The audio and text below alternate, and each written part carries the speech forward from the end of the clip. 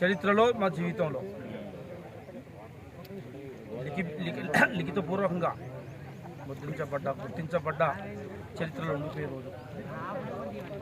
ప్రజల కోరిక, ప్రజలకు ఇచ్చిన మాట నిలబెట్టుకున్నందుకు ఎన్నికల ముందు మాట ఇచ్చిన మాట ప్రకారం వాళ్ళు ఆదరించారు, ఆశీర్వదించారు. ఇందిరమ్మ రాజ్యం వచ్చింది. రేవంత్ రెడ్డి గారు ముఖ్యమంత్రిగా, డిప్యూటీ సీఎం బట్టి విక్రమార్క గారు, తుమ్మల నాగేశ్వరరావు గారు, శ్రీనివాస్ రెడ్డి గారు, ఈ జిల్లాలో రఘురామ్ రెడ్డి గారు, వీరందరూ సహకారంతో ప్రభుత్వం అన్ని రకాలుగా అడిగిన వెంటనే మా యొక్క ప్రతిపాదనని ఆమోదించి గెలిచిన ప్రభుత్వం ఇందిరమ్మ రాజ్యం వచ్చిన 2 నెలలనే పని ప్రారంభించి ఇక్కడ గోదావరి నీళ్ళని వైరా చెరువులో పోవడానికి రాజో లింకు ద్వారా కార్యక్రమాన్ని చేపట్టాం. మీరందరూ కూడా ఆ రోజు శంకుస్థాపన కార్యక్రమంలో మీరు పాలు పంచుకున్నారు. ఉత్తమ్ కుమార్ రెడ్డి గారు, జిల్లా మంత్రులందరూ కూడా.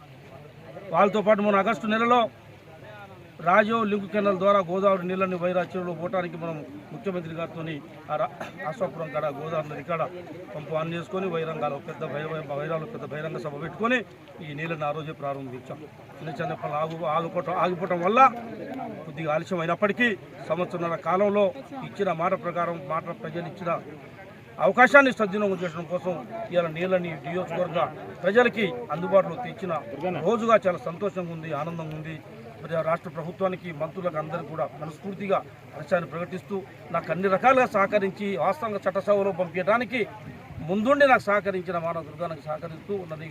ఈ నియోజకవర్గ ప్రజలకు కూడా 2 చేతులు జోడించి వాళ్ళకు ధన్యవాదాలు తెలియజేస్తూ చాలా సంతోషాన్ని వ్యక్తం చేస్తాను.